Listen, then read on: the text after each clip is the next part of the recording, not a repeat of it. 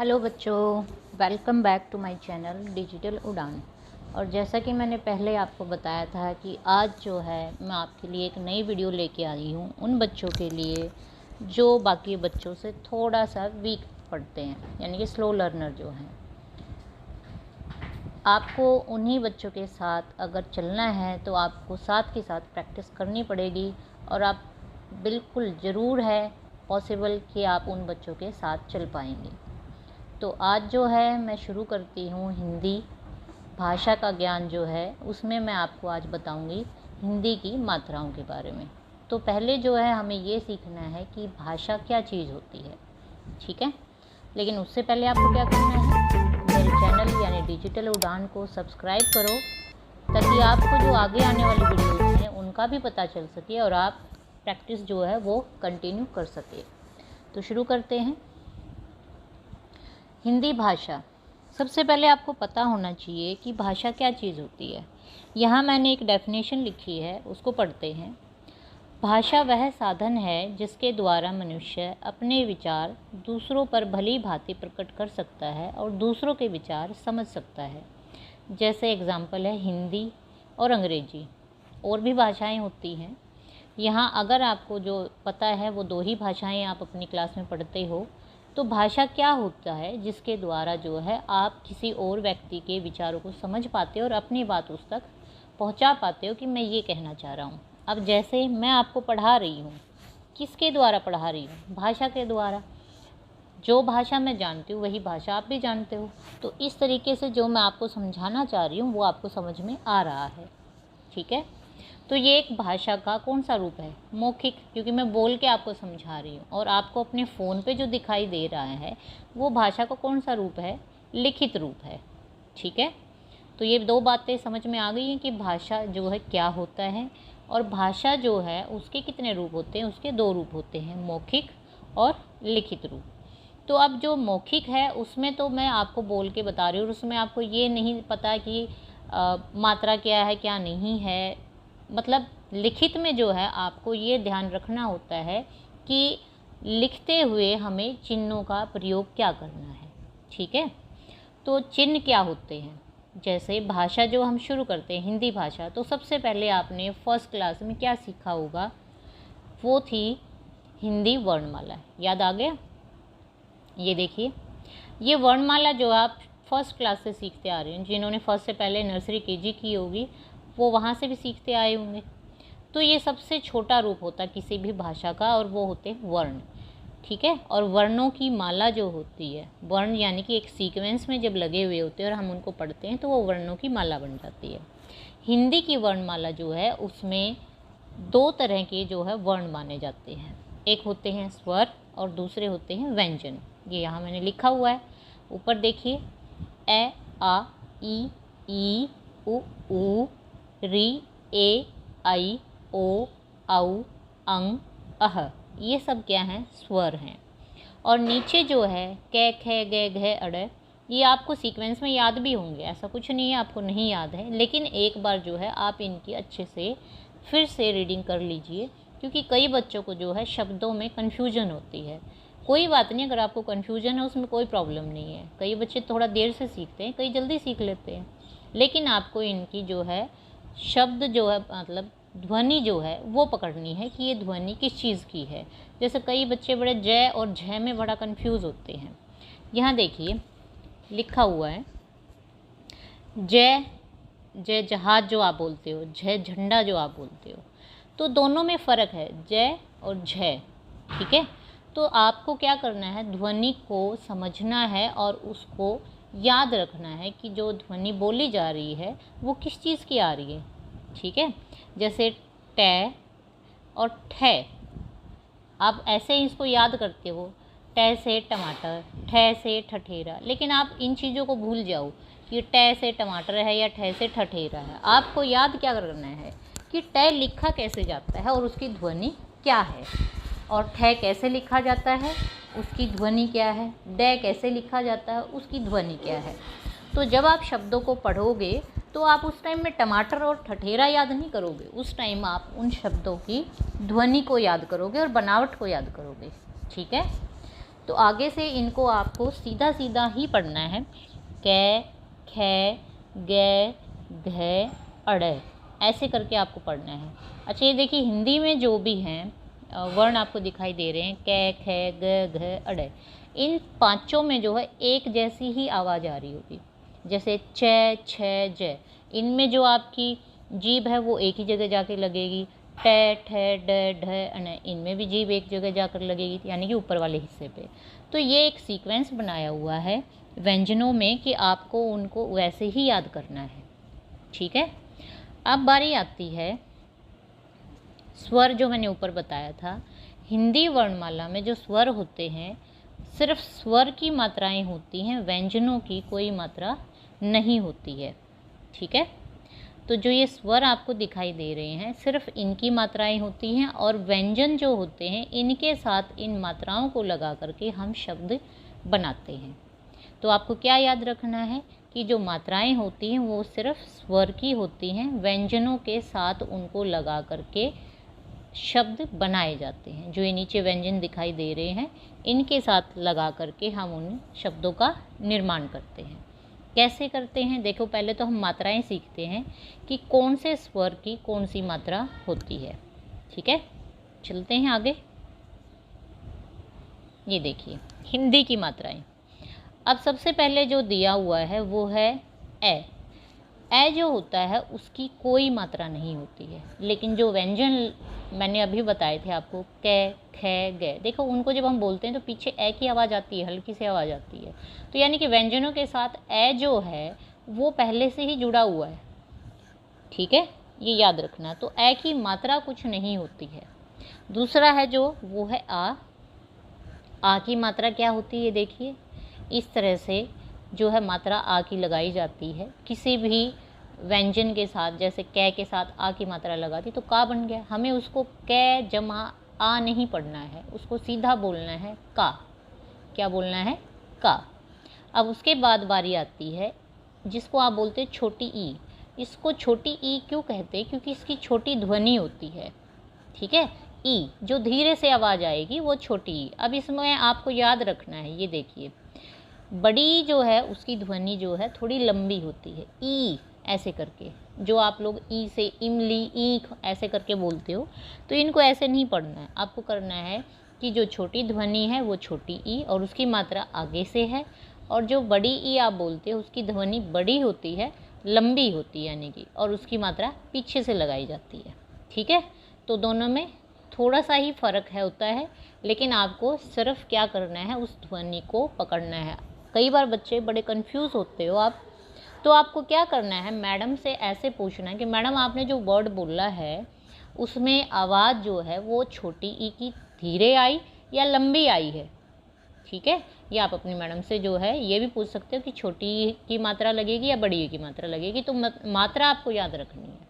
ठीक है, ये आपको ध्यान रखना है। ऐसे ही आपको क्या करना है, छोटे ऊ और बड़े ऊ, सेम यही इसमें भी है कि छोटे ऊ की ध्वनि छोटी होती है, धीरे से होती है, और बड़े ऊ की ध्वनि जो है वो लंबी होती है। और उसकी मात्राएं जो हैं, छोटे ऊ के जो है आप ऐसे याद कर लो कि छोटे ऊ के जो है ऊपर पैर हैं और बड़े ऊ के जो है नीचे ऐसे। ठीक है, तो ये जो है मात्रा होती है छोटे ऊ और बड़े ऊ की। उसके बाद आता है आपका री, ऋषि जिसको बोलते हो आप। तो री जो है नीचे से ऐसे, जैसे मान लीजिए कै लिखा हुआ है, उसके नीचे जो है मैं यहाँ ऐसे लगाऊंगी री की मात्रा। तो इसको हम बोलूँगी कै के साथ री की आवाज़ जोड़ दीजिए, क्री। क्या बोलोगे? क्री, ऐसे करके बोलना है। ठीक है, उसके बाद है ए। ये देखो ए की एक मात्रा होती है। देखिए जो भी शब्द लिख दिया, जैसे कै लिख दिया, कै के ऊपर ए की मात्रा सिर्फ एक ऐसे लगेगी। और यहाँ पर ये देखिए आई, आई की क्या कितनी मात्राएं होती हैं? 2 मात्राएं होती हैं।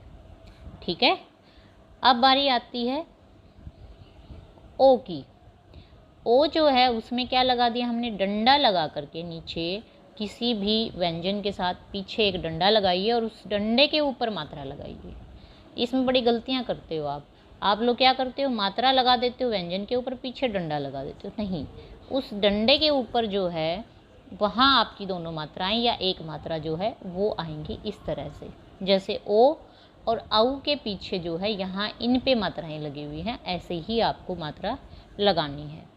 अब जो दो आगे हैं अंग और अह, इनकी क्या मात्राएं होती हैं कि किसी भी व्यंजन के ऊपर इस तरह से कै के ऊपर बिंदी लगा देती हैं, कंग, ऐसे नाक में से आवाज़ आएगी। ठीक है, ये जो अह जो है की आवाज़ अंदर गले में से आ रही है, वो जो है यहाँ मात्रा होती है, पीछे दो बिंदी लगती हैं, कै के पीछे यहाँ पर देखिए दो बिंदी लगती है, कह। तो है की आवाज़ जो है वो आएगी, जैसे हम प्रातः बोलते हैं। तो ये सारी मात्राएं हैं। अब हम इनकी थोड़ी सी प्रैक्टिस करते हैं कि इनको कैसे व्यंजन के साथ जो है बोलना है हमें। ठीक है, देखते हैं। ये देखिए उदाहरण है कुछ। अभी जैसे मैंने आपको बताया था कि कै के साथ कोई ए की कोई मात्रा नहीं होती, तो यहाँ पर देखिए कै सिर्फ कै लिख दिया, कै की कोई मात्रा नहीं है। आ की मात्रा यानी कि कै के साथ आ की मात्रा। अब आप लोग क्या गलती करते हो कि कै के साथ ऐसे बोलते हो, कै आ की मात्रा, ऐसे नहीं बोलना है, आपको सीधा पढ़ना है इनको, का। क्या पढ़ना है? का। उसी तरीके से जैसे कै के साथ छोटी की मात्रा लगी की, सीरे से जो आवाज़ आएगी की, और बड़ी की मात्रा लगी की, ऐसे आवाज़ आएगी। ठीक है, ऐसे ही छोटे ऊ की मात्रा लगी कै पे कू, और बड़े ऊ की मात्रा लगी कू। ठीक है, तो दोनों में ये फ़र्क होता है कि थोड़ी सी छोटी ध्वनि आई है तो हमें छोटे ऊ की मात्रा लगानी है, और ज़्यादा लंबी ध्वनि आई तो बड़ी ऊ की मात्रा है। उसी के बाद री की मात्रा क्री, ए की मात्रा के, आई की मात्रा कई, ओ की मात्रा को, कऊ। ठीक है, तो मैंने बताया था कि डंडा लगा करके जो पीछे जो डंडा लगाओगे आप, एक लाइन लगाओगे, उसके ऊपर मात्रा लगेगी, आपको ये ध्यान रखना है। अब बिंदी कंग, कम जो है आवाज़ नाक में से आएगी, और कह। तो इस तरीके से जो है आपको मात्राओं को व्यंजन के साथ ही उच्चारण करना है, साथ ही बोलना है। साथ में ऐसे अगर आपको अपने आप से पूछना है कि ये किस चीज़ की मात्रा है, तो वो आप अपने मन में बोलिए, लेकिन जब आप शब्द को पूरा बोलोगे तो मात्रा के साथ ही बोलना है। कैसे, अभी देखते हैं। ये देखिए यहाँ कुछ शब्द हैं जो मैंने उदाहरण के लिए आपके लिए दिए हैं। इन शब्दों को मैं पढ़ के बताती हूँ, आपको भी वैसे ही पढ़ना है। जैसे यहाँ फर्स्ट वर्ड दिया हुआ है, अब आप लोग क्या करते हो, यहाँ पे देखिए हाथ, है पे आ की मात्रा, आप ऐसे पढ़ते हो है आ की मात्रा थे, उससे क्या होगा, शब्द आपका आधा अधूरा पढ़ा गया। आपको अपने मन में ये जोड़ लेना है कि है के साथ मात्रा लगी आ की। ये आप धीरे धीरे प्रैक्टिस करोगे, जब बार बार से शब्दों को देखोगे ध्यान से कि किस चीज़ की मात्रा है, तो आपको पक्का याद हो जाएगी कि किस चीज़ की मात्रा लगी है। अब जैसे मैं पढ़ रही हूँ हाथ, आपको ऐसे पढ़ना है, नाक, बाल, कान, पान, पान। तो ये पूरा का पूरा वर्ड पढ़ना है, धीरे धीरे आपकी प्रैक्टिस हो जाएगी, तो आप इनको पूरा इकट्ठा जल्दी से पढ़ोगे। जैसे हाथ, नाक, बाल, कान, पान। ठीक है, अब जैसे आगे लाइन में मैं पढ़ देती हूँ, गा ले गाल, मा ले माल, सा त सात, सा थ। अब देखो मैं यही कह रही हूँ कि व्यंजन जो है उनमें थोड़ा सा ही साउंड में फ़र्क होता है, लेकिन फ़र्क होता है, सात और सात थोड़ा सा ही फ़र्क है, लेकिन यहाँ थ है, यहाँ तय है, आठ, आठ। तो आपको ऐसे ही ये जो है बाकी बचे हुए शब्दों को ध्यान से पढ़ना है। यहाँ 3 जो वर्ण वाले शब्द भी दिए, 4 वर्णों वाले भी शब्द भी दिए हुए हैं, जैसे सरदार, अखबार, सरकार। तो आपको इनकी प्रैक्टिस करनी है और ये देखना है कि मात्रा कौन सी लगी हुई है। ठीक है, आगे देखते हैं। ये कुछ शब्द थे, अब मैं आपको एक उदाहरण देती हूँ एक गद्यांश का, और आपको क्या करना है, उसमें मात्राएं ढूंढनी है कि यहाँ पर कौन सी मात्रा लगी हुई है किस शब्द पे, क्योंकि आपको पढ़ना तो ऐसे ही पड़ेगा, यानी कि पूरे पूरे सेंटेंस ही पढ़ने हैं आपको।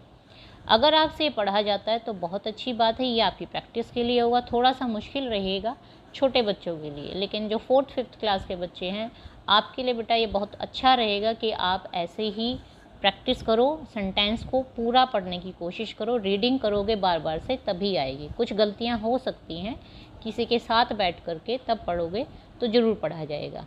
जैसे पढ़ते हैं एक बार, सूर्य का प्रकाश प्रतिदिन। अब यहाँ देखो सूर्य, ये मात्रा लगी हुई है, प्रतिदिन आ की मात्रा यहाँ लगी हुई, तो आपको ये पढ़ना है साथ में, प्रतिदिन ऐसे। सुबह सुबह, धरती, ई की मात्रा लगी बड़ी की, धरती, ठीक है, तो जोर से आवाज़ आई, धरती पर पहुँच जाता है। अब यहाँ पर देखो ये छोटे ऊ की मात्रा है और सूर्य पे सूर्य, तो यहाँ जो है बड़े ऊ की मात्रा लगी। ये फ़र्क आपको पता होना ज़रूरी होता है कि ये कौन सी मात्रा है और उसकी आवाज़ आपको कैसे निकालनी है। ये छोटे ऊ की मात्रा है, ये बड़े ऊ की मात्रा है। तो यहाँ पहुँच धीरे आई ऊ की मात्रा, जाता दोनों आ की मात्राएं लगी हैं। नभचर, ये देखो चारों वर्ण जो है इनमें कोई मात्रा नहीं है। स्थलचर कोई मात्रा नहीं है। और ओ की मात्रा, ओ का तो शब्द ही वर्ण ही आ गया यहाँ पे, ओ। वायुचर, ये बताइए कौन सा ऊ होगा, छोटा ऊ या बड़ा ऊ? ऊपर पैर किसके होंगे? छोटे ऊ के, तो वायुचर। सभी बड़ी की मात्रा है। जीवों, जय पे मैंने जो ई की मात्रा बोली है वो बड़ी की है। वो, वै पे ओ की मात्रा। में, ए की मात्रा। यही, बड़ी की मात्रा। ठीक है, तो इस तरीके से जो है आपको पूरे के पूरे सेंटेंस पढ़ने की कोशिश करनी है। एक बार शब्दों को पढ़िए, उसके बाद दोबारा से उस सेंटेंस को पूरा एक साथ पढ़ने की कोशिश करनी है। जैसे सूर्य का प्रकाश प्रतिदिन सुबह सुबह धरती पर पहुंच जाता है, पूर्ण विराम। ये क्या होता है? पूर्ण विराम। ठीक है, तो इस तरीके से जो है आपको पढ़ने की कोशिश करनी है। अभी तक जितना मैंने करवाया है आपको सारा समझ में आ गया होगा। बार बार से उसकी प्रैक्टिस कीजिए, आपका ज़रूर जो है शब्दों की जो मात्राओं का ज्ञान जो है वो ज़रूर पूरा होगा। और प्रैक्टिस के लिए मैं आपको एक वर्कशीट दे रही हूँ। आपको क्या करना है, इस वर्कशीट में सभी मात्राओं के 2-2 शब्द लिखने हैं। ठीक है, तो कमेंट बॉक्स में जो है वो आप मुझे लिख के बताइए कि आपने एक एक लिख दीजिए, एक एक शब्द लिख दीजिए। और आप जल्दी से मुझे बताइए कि आपको मेरी ये वीडियो जो है वो कैसी लगी, हेल्पफुल रही या नहीं रही आपके लिए। और मैं आगे भी जो है ऐसी वीडियो डालती रहूँगी ताकि आप जो है प्रैक्टिस करते रहें। तब तक के लिए गुड बाय बच्चों।